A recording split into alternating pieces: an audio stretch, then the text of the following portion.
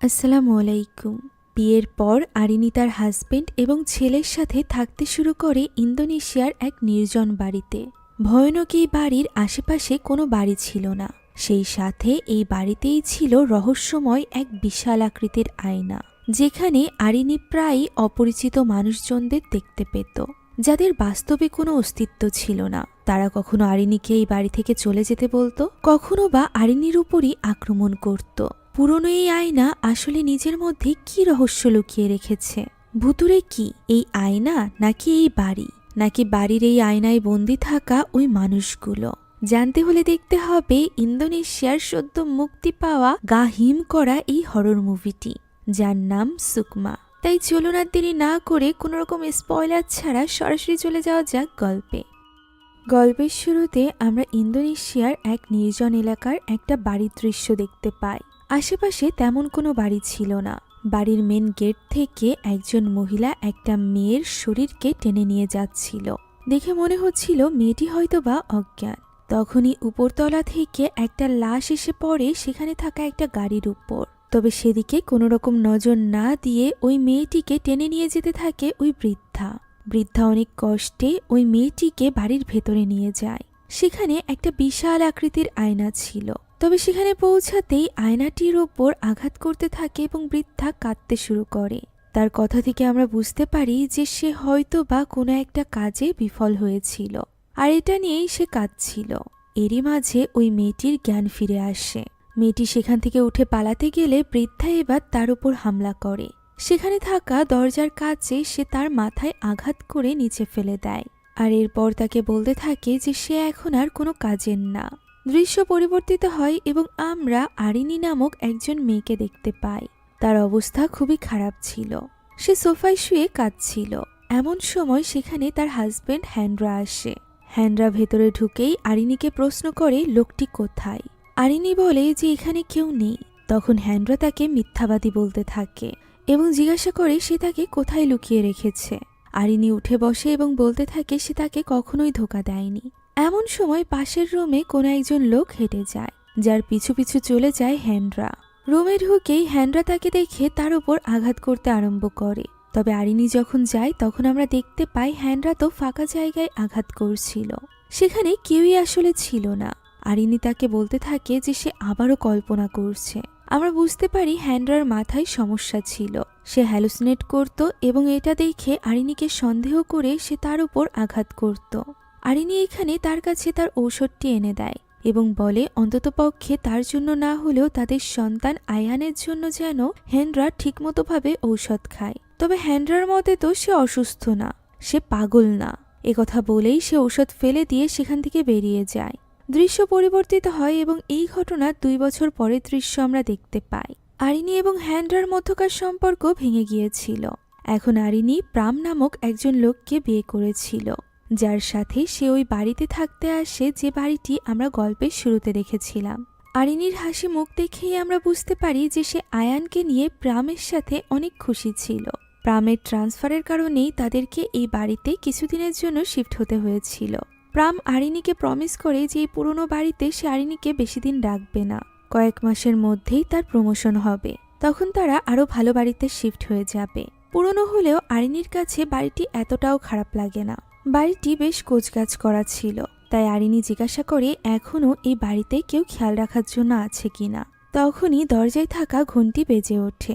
সেখানে আমরা গল্পের শুরুতে দেখানো ওই বৃদ্ধাকে দেখতে পাই। তার নাম ছিল সিথি। প্রাম এখানে আরিনিকে জানায় যে সিথি এই বাড়ির খেয়াল রাখে। আরিনি তার সাথে কথা বলছিল, এমন সময় আয়ান ছুটে বাইরে চলে যায় খেলার জন্য। আরিনিও চলে যায় গাড়ি থেকে সব জিনিসপত্র নামাতে। প্রাম তাকে সাহায্য করতে থাকে। তখন সিথিকে আরিনি প্রশ্ন করে যে সে এই বাড়ির দেখাশোনা কত বছর ধরে করছে। উত্তরে সিথি বলে প্রায় 35 বছর ধরে। এই বাড়ির মালিকরা এখানে থাকে না। এমন সময় সেখানে কয়েকজন বাচ্চা কাচ্চা চলে আসে কিছু ফল নিয়ে।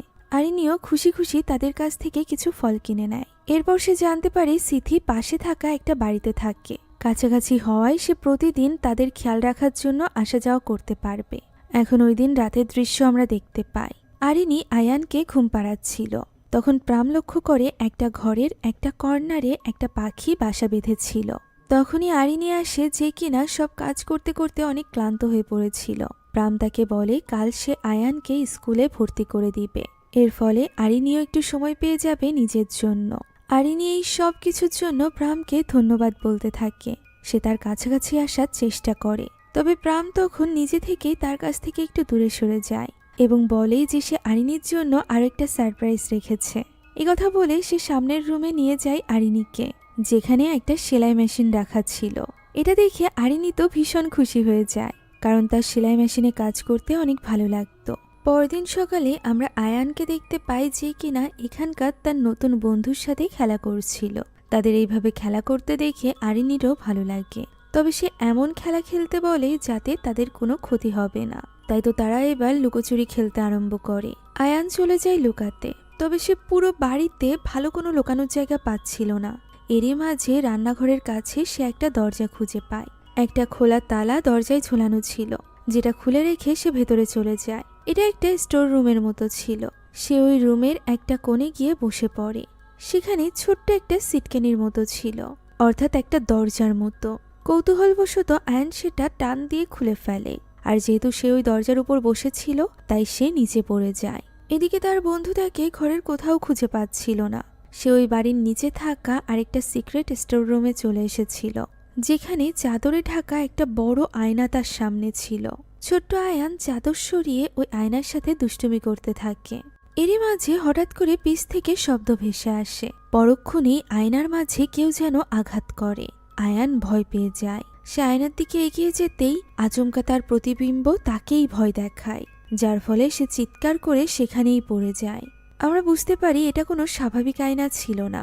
এদিকে তার বন্ধু তাকে খুঁজে না পেয়ে বরং নিজেই লুকিয়ে পড়ে। আরিনী সেখানে আসলে আয়ান ভেবে সে তাকে চমকে দেয়, আর এরপর যখন সে দেখে এটা আয়ান না, তখন সে আরিনীকে সব খুলে বলে যে আয়ান অনেকক্ষণ ধরে লুকিয়ে আছে, তাকে কোথাও সে খুঁজে পাচ্ছে না। যা শুনে এবার আরিনী বেশ চিন্তিত হয়ে পড়ে, সেই সাথে বাচ্চা ছেলেটিও। তাই তারা দুজন মিলে এবার পুরো বাড়িতে ইয়ানকে খুঁজতে আরম্ভ করে। এরই মাঝে সেখানে চলে আসে প্রাম। সেও তড়িঘড়ি করে ইয়ানকে খুঁজতে থাকে। তখনই সে ওই দরজায় ঝুলিয়ে রাখা তালাটি রান্নাঘরে দেখে বুঝতে পারে ইয়ান হয়তো বা এই ঘরেই প্রবেশ করেছে। ভেতরে গিয়ে সে নিচের ওই দরজাটি খোলা অবস্থায় দেখে বুঝতে পারে ইয়ান নিচে গিয়েছে। সে দ্রুত আরিনীকে ডাকে এবং সেখানেই দাঁড় করিয়ে রেখে নিচে চলে যায় ইয়ানকে নিতে। ইয়ান সেখানে অজ্ঞান হয়ে পড়েছিল। প্রাম তাকে উপরে নিয়ে আসলে আরিনী অস্থির হয়ে পড়ে। ওই সময় বাড়িতে সিথিও আসে। এরই মাঝে ইয়ানের জ্ঞান ফিরে আসলে আরিনীর শরীরেও যেন প্রাণ ফিরে আসে।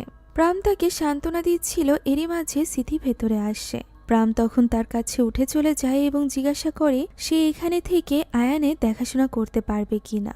এর কোনো উত্তর সিথি দেয় না। এখন ওই রাতে আয়ানকে নিজের কাছে নিয়ে ঘুমায় আরিনী এবং প্রাম। তবে মাঝরাতেই আচমকা সে হাওয়ায় ভাসতে আরম্ভ করে।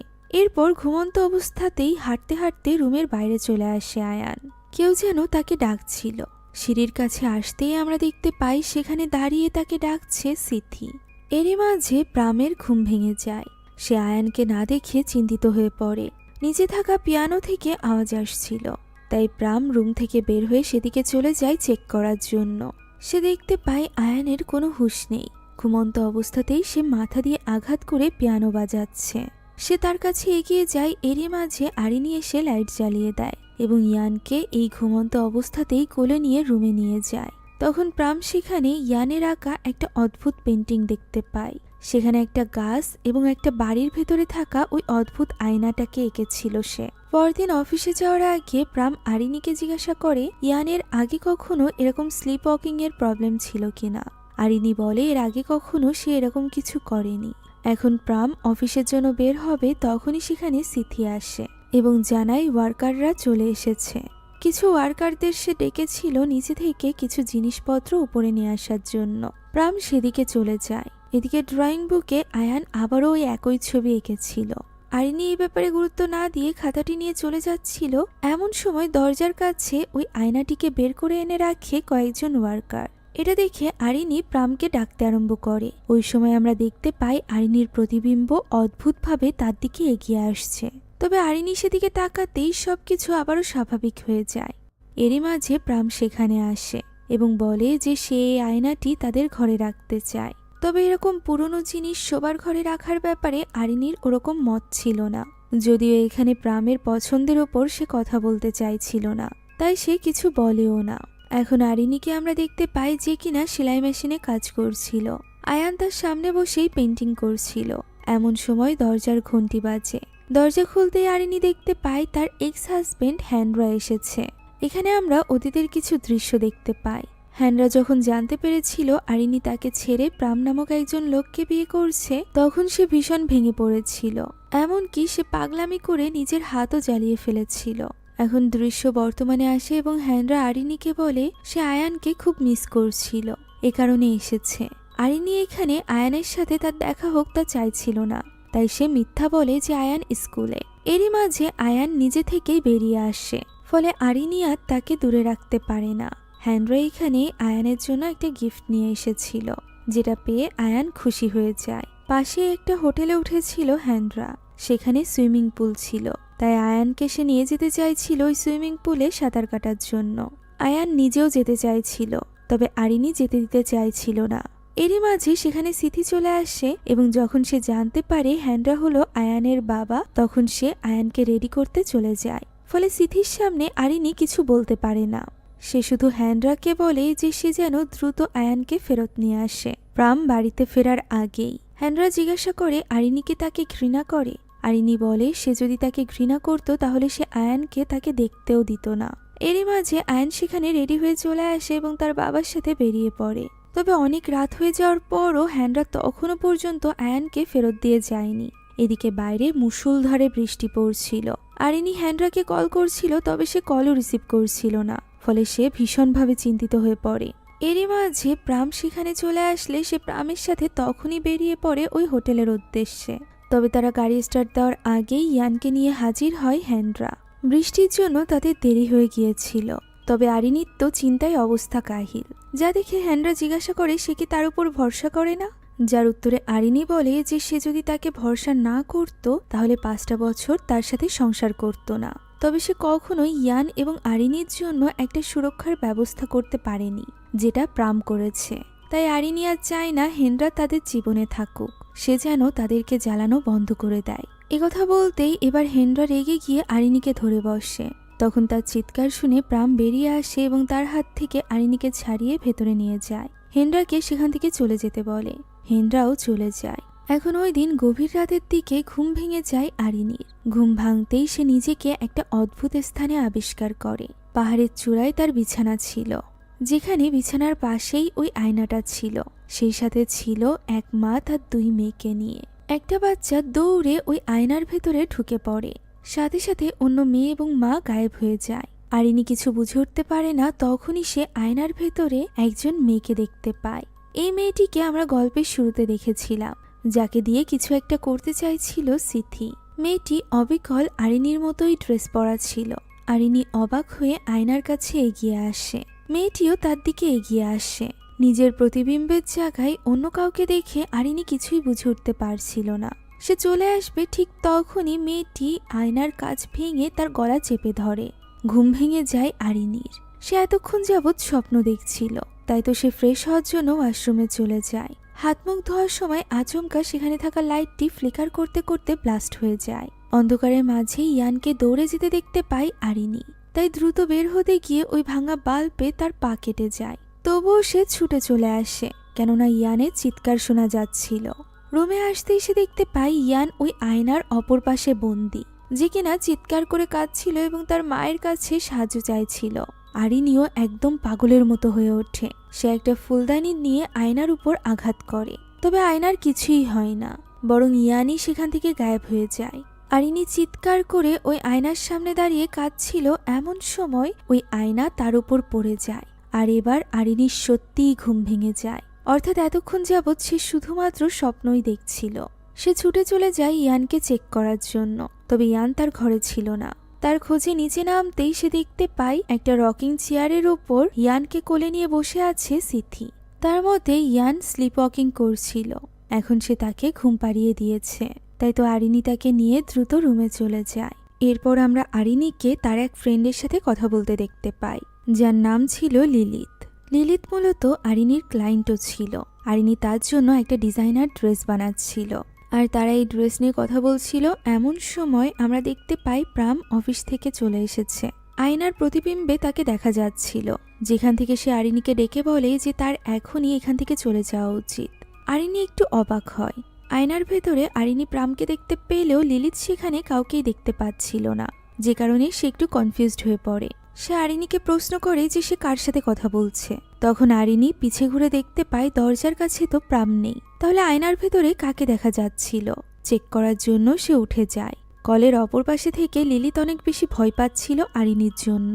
আরিনী অন্য একটা ঘরে চলে যায়। এরই মাঝে হঠাৎ করে তার চিৎকারের শব্দ শোনা যায়। সে ছুটে এসে ফোন নিয়ে কাউকে কল করতে থাকে এবং সাহায্য চাইতে থাকে, যা দেখে লিলিত আরো বেশি ভয় পেয়ে যায়। কিছুক্ষণের মধ্যে বাড়িতে ফিরে আসে প্রাম। বাড়িতে এসে সে আরিনীকে দেখতে পায় যে কিনা ঘরের এক কোণে ভয়ে কাচুমুচু হয়ে বসে আছে। সে তাকে কোনো মতে শান্ত করে। এখন পরদিনকার দৃশ্য দেখা যায়, যেখানে আরিনী তখনও পর্যন্ত বুঝতে পারছিল না যে কাল রাতে এই আয়নার সাথে তার সাথে কি ঘটেছিল। তাই তো অবাক চোখে সে আয়নাটা চেক করছিল। কোনো কিছু না বুঝে সে যখন চলে আসবে, ঠিক তখনই আয়নার ভেতরে আওয়াজ হয়ে ওঠে। তাই তো আরিনী আবারও চলে যায় সেটা চেক করতে। সে আয়নার পেছনে চেক করছিল, এমন সময় তার ফোন বেজে ওঠে। প্রাম কল করেছিল। সে আরিনীকে মনে করিয়ে দেয় যে সিথি ইয়ানকে সকালবেলা বাড়িতে নিয়ে গিয়েছিল, সে ফেরত দিয়ে গিয়েছে কিনা। তখনই আরিনী বেরিয়ে পড়ে ইয়ানকে আনতে। সেখানে গিয়ে সে দেখতে পায় ইয়ান গুলতি দিয়ে গেম খেলছে। সে তাকে নিয়ে চলে আসবে, তখন সিথি তার কাছে আসে। যেহেতু প্রথমবার আরিনী তার বাড়িতে এসেছিল, তাই সে তাকে জোর করে বাড়ির ভেতরে নিয়ে যায়। ভেতরে গিয়ে আরিনী সিথি এবং সিথির হাজবেন্ডের ছবি দেখতে পায়। আরিনী এখানে সিথির কাছে এই বাড়ির আসল মালিকদের নাম্বার চায়, তবে সিথির মতে সে নাম্বার কোথায় রেখেছে তা এখন তার মনে নেই। সে খুব শীঘ্রই খুঁজে এটা আরিনীকে দিয়ে দিবে। এখন এরপর আরিনী যায় একটা অ্যান্টিক শপে। সেখানে দোকানদারের কাছে সে ওই আয়নার ছবি দেখিয়ে জিজ্ঞাসা করে এরকম কোনো কিছু তাদের কাছে অ্যাভেলেবেল কিনা, বা এই আয়নার ব্যাপারে সে কোনো কিছু জানে কিনা। লোকটি কিছুই জানতো না। এমন সময় সেখানে আমরা তিয়াস নামক একজন মেয়েকে দেখতে পাই, যে কিনা এই অ্যান্টিক শপে এসেছিল একটা পুরনো বই নিতে। বইটি কিনে সে যখন নিয়ে যাচ্ছিল, তখন আরিনী লক্ষ্য করে এই বইয়ের উপর ওই একই সিম্বল রয়েছে যেটা ওই আয়নায় রয়েছে। ফলে তার মনে হয় এই বই এবং তার বাড়িতে থাকা ওই অদ্ভুত আয়নার মধ্যে কোনো যোগসূত্র রয়েছে। তাই তো সে তিয়াসের পিছু পিছু একটা রেস্টুরেন্টে চলে যায়। সেখানে তিয়াস ওয়াশরুমে গেলে এই সুযোগে সে ওই বইটি চেক করতে থাকে। এরই মাঝে তিয়াস সেখানে চলে আসে এবং তাকে জিজ্ঞাসা করে সে তাকে ফলো কেন করছে, যার উত্তরে আরিনী ওই আয়নার ব্যাপারে সবকিছু তাকে খুলে বলে। সবটা শোনার পর তিয়াসের মনে পড়ে যায় তার নিজের বোনের কথা। তিয়াস যখন বিদেশ ছিল, তখন তার বোনও তাকে ফোনে এরকম কিছুই বলেছিল। আর এই কারণেই এই ব্যাপারে ইনভেস্টিগেশন করার জন্য তিয়াস এখন ওই বইটি কিনেছিল। সে এখানে আরিনীকে ওই বইয়ে থাকা আয়নার ছবি এবং ওই সিম্বল দেখায়, যা দেখে আরিনী অবাক হয়ে যায়। এখন এখান থেকে দৃশ্য পরিবর্তিত হয় এবং পরদিন আমরা লিলিতকে আরিনীর বাড়িতে দেখতে পাই। আরিনী তার জামাটি বানিয়ে পাঠিয়ে দিয়েছিল, তবে সেখানে কিছু কারেকশনের দরকার ছিল বলে লিলিত নিজে এসেছিল জামাটি পরে। আরিনী তাকে রুমের ভেতরে কিছু সময় অপেক্ষা করতে বলে কিছু একটা আনতে চলে যায়। তবে গতদিনের ওই ভিডিও কলের ঘটনার কারণে লিলিতের একা থাকতে ভীষণ ভয় লাগছিল। আমরা দেখতে পাই আরিনী ওই বড় আয়নাটা একটা কাপড় দিয়ে ঢেকে রেখেছিল। তবে লিলিত যেহেতু এই ব্যাপারে কোনো কিছু জানতো না, তাই সে ওই কাপড়টি সরিয়ে ফেলে। আরিনী তাকে কিছুই বলতে পারে না, বরং তাকে ম্যাগাজিনে ব্যস্ত রেখে সে আবারও যখন আয়নাটি ঢাকতে যাবে, ঠিক তখনই সে আয়নার ভেতরে ওই মেয়েটিকে নিজের পেছনে দেখতে পায়। তবে বাস্তবে সে সেখানে ছিল না, যা দেখে আরিনী ঘাবড়ে যায়। আয়নার ভেতরে তাকে ঠিকই দেখা যাচ্ছিল। মেয়েটি এখানে আরিনীকে বলতে থাকে তাকে বিশ্বাস না করতে, যদিও আরিনী তার কথা স্পষ্টভাবে শুনতে পারছিল না, যে কারণে সে আয়নার কাছে এগিয়ে যায় কথা শোনার জন্য। তার এই অদ্ভুত ব্যবহার দেখে লিলিতও তার কাছে এগিয়ে আসে। তখন আরিনীর হুঁশ ফেরে। তখনই সে লক্ষ্য করে টেবিলের উপরে থাকা ইয়ানের কিছু পেন্টিংয়ের দিকে, যেখানে ইয়ান বারবার ওই একই ছবি এঁকে চলেছিল। লিলিত এবং আরিনী দুজনের কেউই কিছু বুঝতে পারছিল না। এমন সময় আরিনীর কাঁধে কেউ একজন এসে হাত রাখে। তারা দুজনই ভীষণ ঘাবড়ে যায়। আমরা দেখতে পাই এটা আর কেউ নয়, বরং হ্যান্ডরা ছিল, যে কিনা গতদিনের ব্যবহারের জন্য আরিনীর কাছে ক্ষমা চাইতে এসেছিল। আচমকা কাঁধে হাত রাখায় আরিনী তাকে আঘাত করে ফেলেছিল, তাই তো সে বরফের স্যাক দিচ্ছিল তাকে। এদিকে প্রথম দেখাতেই হ্যান্ড্রাকে লিলিতের তো ভীষণ পছন্দ হয়ে গিয়েছিল, যদিও হ্যান্ড্রা এই ব্যাপারে একদমই গুরুত্ব দেয় না। সে এখনো পর্যন্ত আরিনীকে ভীষণ ভালোবাসত। এখন লিলিতকে বাইরে পর্যন্ত এগিয়ে দিয়ে আরিনী ভেতরে আসে। তখন হ্যান্ড্রা তার কাছে ক্ষমা চায় গতদিনের ব্যবহারের জন্য। এরই মাঝে সেখানে চলে আসে ইয়ান। ইয়ান তার বাবাকে দেখে ভীষণ খুশি হয়ে যায় এবং তাকে জড়িয়ে ধরে। হ্যান্ড্রা এখানে ইয়ানের জন্য একটা গিফট নিয়ে এসেছিল। সে আজও ইয়ানকে নিয়ে সুইমিং করতে যেতে চাইছিল, যা শুনে আরিনী এবার ইয়ানকে দূরে সরিয়ে নেয়। সে হ্যান্ড্রার কাছে ইয়ানকে ছাড়তে চাইছিল না। হ্যান্ড্রা প্রমিস করে যে সে সন্ধ্যার আগেই তাকে দিয়ে যাবে, তবে আরিনী এখন আর তাকে বিশ্বাস করে না। তার তো মনেও হচ্ছিল না যে হ্যান্ড্রা তার ঔষধ ঠিকঠাকভাবে খাচ্ছে, যে কারণে হ্যান্ড্রা এখানে আরিনীকে জোর করতে থাকে। এমন সময় প্রাম চলে আসে। সে হ্যান্ড্রার হাত থেকে আরিনীকে ছাড়িয়ে ভেতরে পাঠিয়ে দেয় এবং হ্যান্ড্রাকে বলে তখনই তার বাড়ি থেকে বেরিয়ে যেতে। হ্যান্ড্রা বেরিয়ে যাবে, ঠিক তখনই তার চোখ পড়ে আয়নার দিকে। সে কিছু একটা দেখে অবাক হয়ে যায়, তবে কি দেখে তা আমাদেরকে এখনই দেখানো হয় না। বরং প্রাম যখন তাকে জোর করে বের করতে যায়, তখন সে প্রামের উপর আঘাত করে জিজ্ঞাসা করতে থাকে সে কে। তখনই আরিনী সেখানে চলে আসে। এদিকে ইয়ানও কাঁদতে থাকে। আরিনী হ্যান্ড্রাকে বাড়ি থেকে বের করে দেয় এবং ছুটে চলে যায় ইয়ানের কাছে, যে কিনা হ্যান্ড্রার সাথে করা এই ব্যবহারের জন্য কানাকাটি করছিল। আরিনী যখন তাকে বোঝাতে চায়, তখন ইয়ান বলতে থাকে যে প্রাম তার বাবা নয়, বরং হ্যান্ড্রা তার বাবা। আরিনী কোনো মতে তাকে শান্ত করার চেষ্টা করতে থাকে, তবে তার এই সকল কথা শুনে প্রামের অনেক বেশি কষ্ট লাগে। তাকে কোনো মতে শান্ত করে আরিনী যখন প্রামের কাছে আসে, তখন সে তাকে সান্ত্বনা দিতে থাকে। আরিনী চাইছিল ইয়ানকে ডক্টর দেখাতে, যাতে করে ভবিষ্যতে বড় হওয়ার পর হ্যান্ড্রার মতো কোনো রকম মানসিক সমস্যা ইয়ানের মধ্যে না দেখা যায়। তবে প্রামের মনে হচ্ছিল সে এই সকল ব্যাপার নিয়ে একটু বেশিই ভাবছে। সে আরিনীকে সান্ত্বনা দেয়। এখন এরপর আরিনী যখন তার সেলাই মেশিনে কাজ করছিল, তখন সে আয়নায় এক অপরিচিত বৃদ্ধাকে তার বাড়ি থেকে বেরিয়ে যেতে দেখে। আরিনী একটু অবাক হয়ে চেক করতে যায়, যেখানে সে দেখতে পায় স্মৃতিই তো মাত্র এই বাড়ি থেকে বের হলো। তবে তাকে আয়নায় অন্যরকম লাগছিল, যে কারণে আরিনী আবারও চলে আসে আয়নার কাছে। সেই রহস্যময় আয়না নিয়ে অনেক বেশি চিন্তিত ছিল, যে কারণে এবার সে আয়নায় নক করে এবং কান পেতে শোনার চেষ্টা করতে থাকে। তখনই আয়নার উপর কিছু একটা লেখা ভেসে ওঠে, যেটা এপাশ থেকে মোছা যাচ্ছিল না, তবে এর কোনো অর্থও সে বুঝতে পারছিল না। লেখাগুলো বেশ উল্টোপাল্টা ছিল। আরিনী ওই লেখাটা মনে করে নেয়। এদিকে স্কুল ছুটির সময় হয়ে গিয়েছিল, যে কারণে সে ইয়ানকে নিতে স্কুলে যায়, যেখানে আগে থেকেই উপস্থিত ছিল হ্যান্ড্রা। হ্যান্ড্রা ইয়ানকে ভীষণ মিস করত, তাই তো সে স্কুলে এসে ইয়ানকে দেখছিল। আরিনী সেখানে এসে এবার হ্যান্ড্রার কাছে সাহায্য চায়। সে যখন কল্পনায় উল্টোপাল্টা জিনিস দেখত, তখন তার কি মনে হতো এই প্রশ্ন করলে হ্যান্ড্রা বলে এতদিন পরে এসে আরিনী তার কাছে জানতে চাইছে। আরিনী তখন আয়নায় ভেসে ওঠা ওই লেখাটি দেখায় এবং এই ব্যাপারে বলতেই হ্যান্ড্রা তাকে ঔষধ বের করে দেয়, যা সারা জীবন আরিনী তাকে দিয়ে এসেছে। তখন আরিনী তাকে এই ব্যাপারে সাহায্য করতে বলে। যেহেতু এই লেখাগুলো উল্টোপাল্টা ছিল, তাই হ্যান্ড্রা এখানে দেওয়ালে ওই লেখাগুলো লেখার চেষ্টা করে এবং সেগুলো সঠিকভাবে সাজাতে শুরু করে।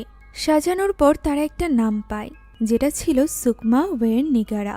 তবে এই নামটি আগে কখনো আরিনী শোনেনি, যে কারণে সে অবাক হয়েছিল। এরই মাঝে স্কুল ছুটি হয়ে যায়।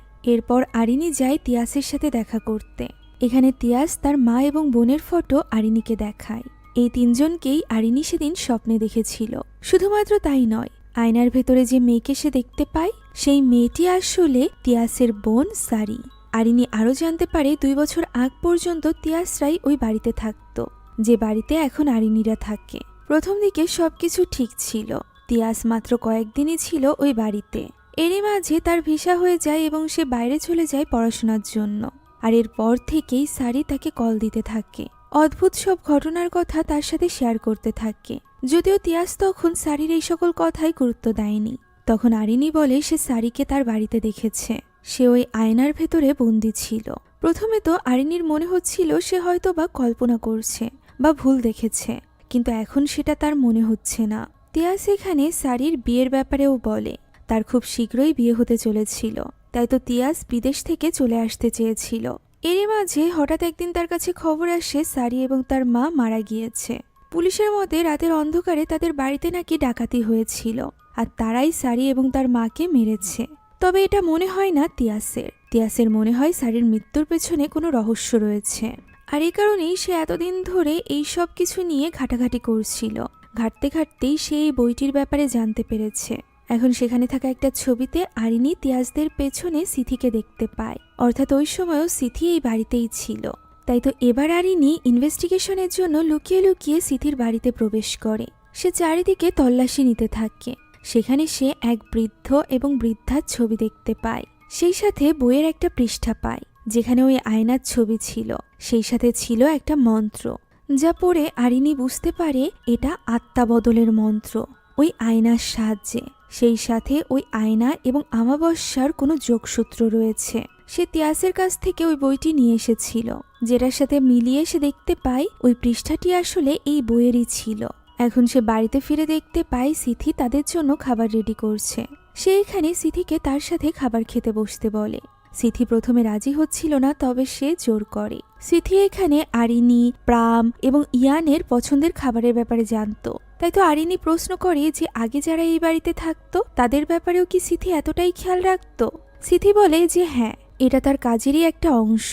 তখন আরিনি সারির নাম তোলে, যা শোনা মাত্রই সিথি চুপ হয়ে যায়। আরিনি বলে 2 বছর আগে সারিরা এই বাড়িতে থাকতো, তখন কি সিথি তাদের খেয়াল রেখেছিল? যার প্রতি উত্তরে সিথি বলে না, সে শহরে গিয়েছিল ওই সময় তাদের খেয়াল রেখেছিল সুকমা। যা শুনে আরিনি হতবাক হয়ে যায়। প্রথমত সিথি তাকে কেন মিথ্যা বলছিল, এর উপর আবার সুকমা নাম। এই নামের সাথে জড়িয়ে রয়েছে অনেক রহস্য। তাই তো এই ব্যাপারে সে প্রামের সাথে কথা বলে যে তার মনে হচ্ছে সিথি তাদের কাছ থেকে কিছু লুকাচ্ছে। সে এখানে সারির ব্যাপারটাও বলে। তবে প্রামের মনে হচ্ছিল আরিনি শুধু শুধু সিথির ওপর আঙুল তুলছে। হতে পারে সিথি যা বলছে তাই সত্যি, আর এমনটি হলে বৃদ্ধা সিথি তার এই কথাগুলোতে অনেক কষ্ট পাবে। একথা বলে প্রাম তাকে বিদায় জানিয়ে অফিসের জন্য বেরিয়ে পড়ে। এরই মাঝে আমরা সেখানে সিথিকে আসতে দেখতে পাই, যে আরিনির সন্দেহের ব্যাপারে বুঝতে পেরে গিয়েছিল। তাই সে এখানে খুব অদ্ভুত ব্যবহার করতে শুরু করে আরিনির সাথে। প্রথমে তো আরিনি ঘাবড়ে যায়, আর এরপর তার হাত ধরে সিথি তার দিকে হেসে বলে সে যদি তার সাথে তার বাড়িতে আসে তাহলে সিথি তাকে সব খুলে বলবে। আরিনিও এখানে রহস্য জানার জন্য কোনো কিছু না ভেবে সিথির সাথে তার বাড়িতে চলে যায়। বাড়িতে যাওয়ার পর সিথি দরজায় লক করে চাবিটি এনে একটা জায়গায় রেখে দেয়। আরিনি এটা লক্ষ্য করে। এখন সিথি তার জন্য চা বানাচ্ছিল। তখন আরিনি তার কাছে এসে বলে তার ওয়াশরুমে যাওয়া প্রয়োজন। সিথি যখন তাকে রাস্তা দেখাচ্ছিল, এই সুযোগে আরিনি ওই চাবিটি নিজের কাছে রেখে দেয়। আর এরপর সে যখন ওয়াশরুম থেকে বের হবে, তখন খুব অদ্ভুতভাবে দরজা খুলতেই সে সিথিকে ওয়াশরুমের সামনে দেখতে পায়। যদিও আরিনি তাকে কিছুই বুঝতে দেয় না। এখন তার জন্য চা নাস্তা নিয়ে আসে সিথি এবং জিজ্ঞাসা করে আরিনি সারির ব্যাপারে কি জানতে চায়। এখানে সিথি একে একে সারির ব্যাপারে সবকিছু বলতে থাকে। সে বলে সারি অনেক সুন্দরী একটা মেয়ে ছিল, যেমনটি সিথি চাইছিল সে ঠিক তেমনটি ছিল। যদি সে সিথির কথা মতো সবকিছু মেনে নিত তাহলে হয়তো বা সে অমর হতে পারত। আরিনি শুনে অবাক হয়ে যায়। তখন সিথি তার বাড়িতে থাকা ওই আয়নার ব্যাপারে বলে। ওই আয়নার ভেতরে বিশেষ শক্তি রয়েছে। চন্দ্রগ্রহণের সময় সেটা একটা গেটে পরিণত হয়, যার ভেতরে রয়েছে শরীর অদল বদল করার বিশেষ শক্তি। তবে চন্দ্রগ্রহণ শেষ হয়ে গেলে সেই শক্তি আর কোনো কাজের না। সারি যেহেতু সময় নষ্ট করেছিল, এই জন্য সিথি সেদিন তার কাজে সফল হয়নি। অর্থাৎ সিথি সেদিন সারির সাথে নিজের শরীর অদল বদল করতে চেয়েছিল, তবে সেটা সম্ভব হয়নি। এ কারণেই সে সারিকে মেরে ফেলেছে। সে আরিনিকে এই সব কিছু বলছে, কেননা আরিনি তার পরবর্তী শিকার। তাই সে আরিনিকে সবটা জানাচ্ছে যাতে করে আরিনি সারির মতো ভুল না করে। একথা শুনতেই আরিনি সেখান থেকে পালাতে আরম্ভ করে। তার কাছে চাবি থাকলেও সে দরজা দিয়ে বের হতে পারে না। তার আগেই সিথি তার উপর হামলা করে এবং দরজার মাঝে তার আঙুল আটকে যায়। তবুও সে কোনো মতে সিথিকে দূরে ঠেলে দিয়ে সেখান থেকে পালাতে আরম্ভ করে। এরই মাঝে পথে প্রামের সাথে তার দেখা হয়। সে প্রামকে দ্রুত গাড়িতে চড়ে বসতে বলে। প্রামও তার কথা মেনে গাড়িতে চড়ে বসে। সিথি ততক্ষণে সেদিকে চলে এসেছিল। তবে সে কাছে আসার আগেই আরিনিকে নিয়ে প্রাম বাড়িতে ফিরে যায়। তবে প্রাম তো এখানে কোনো কিছু বুঝতেই পারছিল না। আরিনি তখন তাকে চিৎকার করে বলে যে সারিকে সিথিই মেরে ফেলেছে।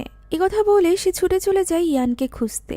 পুরো বাড়ি তন্ন তন্ন করে খুঁজেও সে ইয়ানকে কোথাও খুঁজে পাচ্ছিল না। প্রাম তাকে শান্ত হতে বলছিল, তবে সে তো ছটফট করছিল যে ইয়ান কোথায়। তাকে শান্ত করতে করতেই আচমকা ডোরবেলটি বেজে ওঠে। আরিনি বুঝতে পারে সেখানে সিথি এসেছে।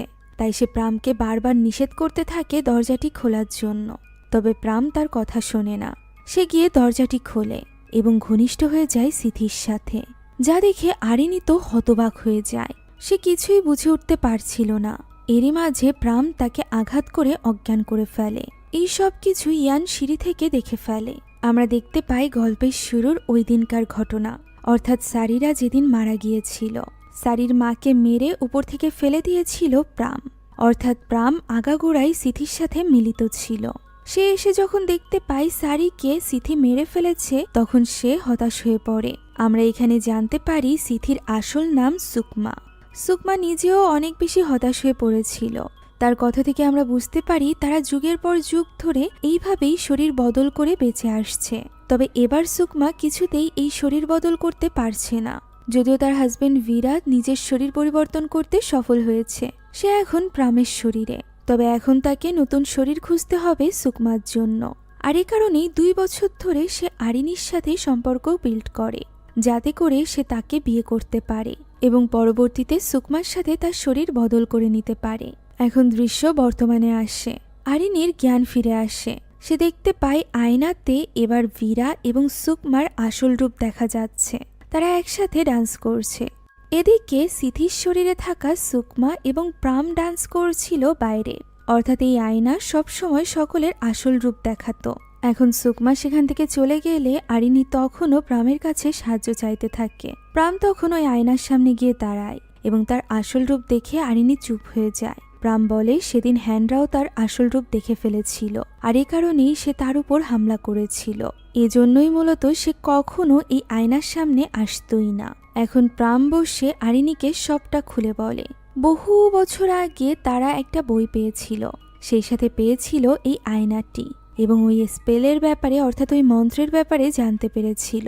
প্রথমে তো তারা এটা ব্যবহার করার কথা ভাবেনি। পরবর্তীতে যখন তারা বৃদ্ধ হয়ে যায় তখন তারা এটা ব্যবহারের ব্যাপারে ভাবে। আর ওই সময় বাড়িটি ভাড়া দেওয়ার নাম করে সিথি এবং তার হাজবেন্ডকে তারা ট্রাফে ফাঁসায়। ওইবার তারা দুজনই সফল হয়েছিল। তবে এরপর আর সুকমা শরীর বদলে সফল হয়নি, যে কারণে এখন তাদের ইমিডিয়েট সুকমার জন্য একটা শরীরের প্রয়োজন। এবার তাদেরকে সফল হতেই হবে। এটাই হয়তোবা সুকমার কাছে শেষ সুযোগ। আরিনী তখন বুঝতে পারে যে কেন প্রাম তার কাছাকাছি আসতো না। তাকে বিয়ে করাটাই তো প্রামের একটা পরিকল্পনা ছিল মাত্র। এরই মাঝে সুকমা সেখানে চলে আসে এবং বলে ইয়ানকে কোথাও খুঁজে পাওয়া যাচ্ছে না। এখন তারা ভয়ানকভাবে এগোতে থাকে আরিনীর দিকে। আরিনী তাদের কাছে আকুতি মিনতি করতে থাকে তাকে ছেড়ে দেওয়ার জন্য, তবে এতে কোনো লাভ হয় না। সুকমা তাকে আঘাত করে আবারও অজ্ঞান করে ফেলে। এদিকে প্রাম চলে যায় ইয়ানকে খুঁজতে, তবে কোথাও সে ইয়ানকে খুঁজে পায় না। আলমারির ভেতরেও ইয়ান ছিল না। আমরা দেখতে পাই সে তো আলমারির উপরে গিয়ে লুকিয়েছিল। প্রাম চলে আসছিল এমন সময় ফোন বেজে ওঠে। প্রাম বুঝতে পারে উপরে হয়তোবা ফোন রয়েছে। সে সেটা হাতিয়ে নেওয়ার চেষ্টা করতে থাকে, তবে এরই মাঝে সুকমা তাকে নিচ থেকে ডাক দেয়। সময় চলে এসেছিল, যে কারণে প্রাম আর সময় নষ্ট না করে নিচে চলে যায়। আর এই সুযোগে ইয়ান কল করে তার বাবা হ্যান্ডরাকে এবং তারা যে বিপদে আছে এই ব্যাপারটা জানায়। সেই সাথে তাকে দ্রুত আসতে বলে তাদেরকে সাহায্য করার জন্য। যেহেতু হ্যান্ডরা পাশের হোটেলেই ছিল তাই তার আসতে বেশি একটা সময় লাগে না। ইয়ান দরজা খুলে দেয় এবং তাকে ওই আয়না দেখিয়ে বলে তার মা ওই আয়নার ভেতরে। সে এখানে ওই বইটিও তাকে দেখায়। বইটির মাধ্যমে হ্যান্ডরা সবকিছু জেনে যায়। ওই রিচুয়ালের ব্যাপারেও বিস্তারিত জেনে যায়। আয়নার জগতে গিয়ে যে রিচুয়ালের মাধ্যমে শরীর বদল করা সম্ভব। এখন সবটা জানার পর সে ইয়ানকে লুকিয়ে পড়তে বলে এবং প্রমিস করে যে সে তার মা অর্থাৎ আরিনীকে বাঁচিয়ে নিয়ে আসবে। তারা আয়নার জগৎ থেকে বের না হওয়া পর্যন্ত ইয়ান যেন লুকিয়ে থাকে। ইয়ানও এই ব্যাপারে প্রমিস করে। তখন হ্যান্ডরা চলে যায় ওই আয়নার কাছে। সে প্রথমে তো অনেকটা ভয় পাচ্ছিল, তাই তো সে হাত কয়েকবার ঢুকিয়ে পরীক্ষা করে যে এটা আদৌ কোনো দরজা কিনা। এরপর সে সাহস করে ভেতরে চলে যায়। ভেতরে তো এক অন্যরকমই জগৎ ছিল, যেখানে গুহার ভেতরে একটা সিঁড়ি নেমে গিয়েছিল। যে সিঁড়ি ধরে অন্ধকারে এই গুহার ভেতরে নেমে পড়ে হ্যান্ডরা।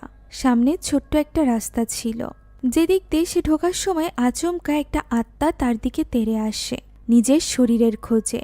আমরা বুঝতে পারি এই সকল আত্মার সাথেই শরীর বদল করা হয়েছে এই আয়নার মাধ্যমে, যারা এই আয়নার জগতে ফেসে গিয়েছে চিরকালের জন্য। তাদের এই কান্না আর্তনাদ যেন হ্যান্ডরাকে পাগল করে তুলছিল। এদিকে জ্ঞান ফিরে আসে আরিনীর। সে নিজেকে একটা বিশেষ পাথরের উপর বাঁধা অবস্থায় দেখতে পায়, যেখানে তার মাথার কাছে বসে রিচুয়াল শুরু করেছিল সুকমা। রিচুয়ালের এই পর্যায়ে সে আরিনীর হাত কাটতে আরম্ভ করে, যার ফলে আরিনী চিৎকার করে কাঁদতে থাকে। আর তার এই চিৎকার শুনতে পায় হ্যান্ড্রা। চিৎকার ফলো করতে করতে সে চলে আসে ওই স্থানে। সে এখানে প্রাম এবং সুকমাকে এই রিচুয়াল করতে দেখতে পায়। আস্তে আস্তে করে আত্মা বদল হতে শুরু করেছিল। আরিনীর শরীরের সাথে শরীর বদল করতে চলেছিল সুকমা। এর ফলে আরিনীর ভীষণ কষ্ট হচ্ছিল। লুকিয়ে লুকিয়ে এই সব কিছু দেখছিল হ্যান্ড্রা। সঠিক সুযোগে সে তাদের উপর হামলা করবে তার আগেই সেখানে ইয়ান চলে আসে। ইয়ানের ডাক শুনে প্রামও সতর্ক হয়ে যায়। প্রাম তার উপর হামলা করার জন্য তার দিকে এগিয়ে যেতে চায়, তবে তার আগেই লুকিয়ে থাকা হ্যান্ড্রা তার উপর হামলা করে। এদিকে শরীর প্রায় বদল হয়ে গিয়েছিল। সুকমাকে দেখতে এখন আরিনীর মতোই লাগছিল।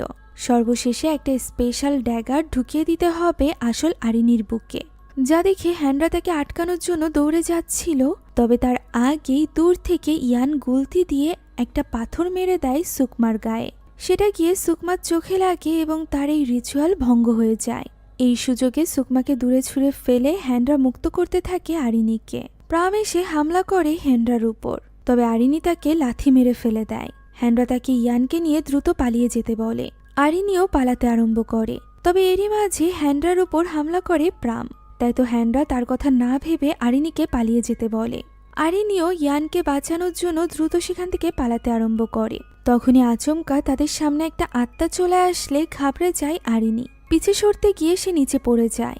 আরিনী সেখান থেকে উঠে আসবে এবং ইয়ানের কাছে আসবে, তার আগেই সেখানে সুকমা চলে আসে এবং ইয়ানকে আঘাত করে অজ্ঞান করে ফেলে। সে ইয়ানকে মেরে ফেলার হুমকি দিতে থাকে, যা দেখে আরিনী আকুতি মিনতি করতে থাকে যে তাকে মেরে ফেলতে, কিন্তু ইয়ানকে ছেড়ে দিতে। তবে সুকমার মতে অনেক দেরি হয়ে গিয়েছে। একথা বলেই সে ইয়ানকে আঘাত করতে যাবে, এরই মাঝে হ্যান্ড্রা এসে তাকে আটকে নেয়। ফলে সুকমা এবার হ্যান্ড্রার পায়ে আঘাত করে। হ্যান্ড্রা তখন চিৎকার করে আরিনীকে সেখান থেকে বেরিয়ে যেতে বলে। আরিনী হ্যান্ড্রাকে ফেলে যেতে চাইছিল না, তবে তার কাছে আর কোনো উপায়ও ছিল না। তাই তো ইয়ানকে নিয়ে সে তখনই আয়নার জগৎ থেকে বেরিয়ে আসার জন্য পালাতে থাকে। কাঁদতে কাঁদতে সে ইয়ানকে নিয়ে কোনো মতে আয়নার জগৎ থেকে বেরিয়ে আসে। তবে হ্যান্ড্রার জন্য তার ভীষণ খারাপ লাগছিল। তার মনে পড়তে থাকে হ্যান্ড্রার সাথে কাটানো সেই সকল মুহূর্তের কথা, যেগুলোর কারণেই সে হ্যান্ড্রাকে এত বেশি ভালোবেসেছিল। 5টা বছর তার সাথে সংসার করেছিল। তার মনে হতো হ্যান্ড্রা হয়তো বা তাকে এবং ইয়ানকে ভালোবাসে না, সে কখনোই তাদেরকে রক্ষা করতে পারবে না। তবে এবার হ্যান্ড্রা তাকে ভুল প্রমাণিত করেছিল। সে তাদেরকে রক্ষা করতে গিয়ে নিজেকেই বিসর্জন দিয়েছিল, যে কারণে আরিনী তার কাছে ক্ষমা চাইতে থাকে। তবে এরই মাঝে সে দেখতে পায় আয়নার ভেতর থেকে একটা হাত বেরিয়ে এসেছে। এটা হ্যান্ড্রার হাত ছিল। সে ছুটে চলে যায় এবং হ্যান্ড্রাকে টেনে বাইরে বের করে নিয়ে আসে। আহত অবস্থাতেও হ্যান্ড্রা পালিয়ে আসতে সক্ষম হয়েছিল, যেটা দেখে আরিনী অনেক খুশি হয়ে যায়। হ্যান্ড্রাও তাকে কোনো মতে জড়িয়ে ধরে এবং তারা দুজন আবারও এক হয়ে যায়। দৃশ্য চলে যায় এই ঘটনার কিছুদিন পরে।